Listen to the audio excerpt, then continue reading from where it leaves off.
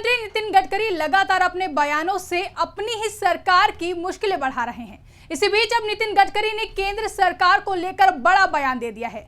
अभी कुछ दिन पहले जहां नितिन गडकरी ने बयान दिया था कि उन्हें पीएम बनने का ऑफर मिला था, तो वहीं हाल ही में उन्होंने ये बताया था कि एक प्रधानमंत्री को कैसा होना चाहिए। इसी बीच अब कथित तौर पर केंद्रीय मंत्री नितिन गडकरी ने अपनी ही सरकार को लेकर कुछ ऐसा कह दिया है जिससे बीजेपी में बड़ी टूट नजर आ रही है। क्या है पूरा मामला और आखिर नितिन गडकरी ने ऐसा क्या कह दिया जिससे केंद्र की मोदी सरकार की टेंशन बढ़ गई है, बताएंगे अपनी इस रिपोर्ट में। नमस्कार, मैं आकांक्षा और आप देख रहे हैं इंडिया पब्लिक खबर। सरकार विश्व कन्या होती है, जिसके साथ जाती है उसको डुबाती है। ये कहना हमारा नहीं है, बल्कि ये कहना है केंद्र की मोदी सरकार के मंत्री का।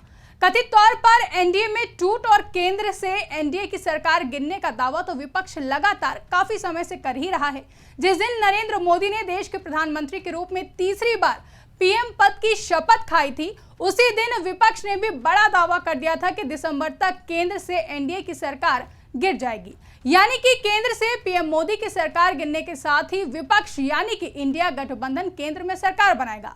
हाल ही में कर्नाटक के मुख्यमंत्री सिद्धरामैया ने तो बड़ा दावा भी किया था कि जल्द ही केंद्र में इंडिया अलायंस सरकार बनाएगा।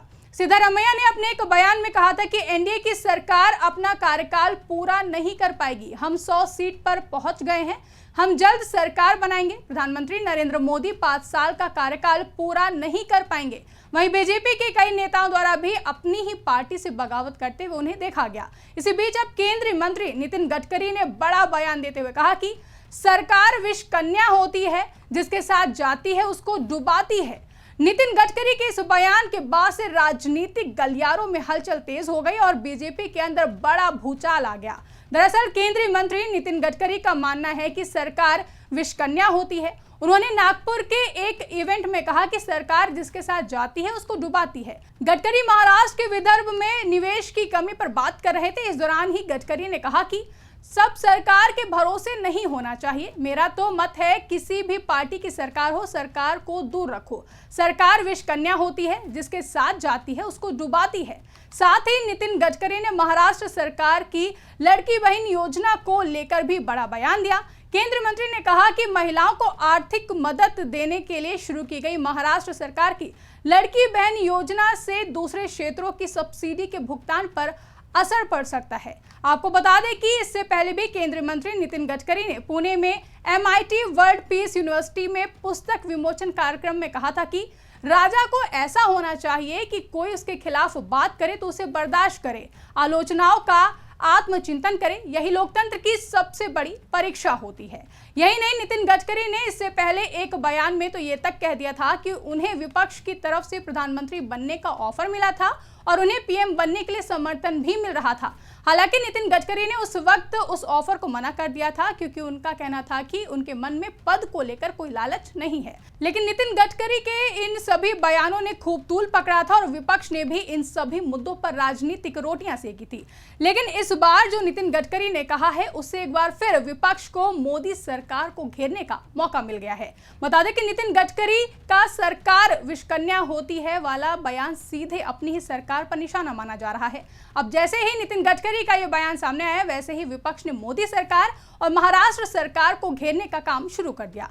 गडकरी के बयान के बाद एनसीपी, शरद चंद्र पवार और शिवसेना यूबीटी ने भी महाराष्ट्र सरकार पर निशाना साधा है।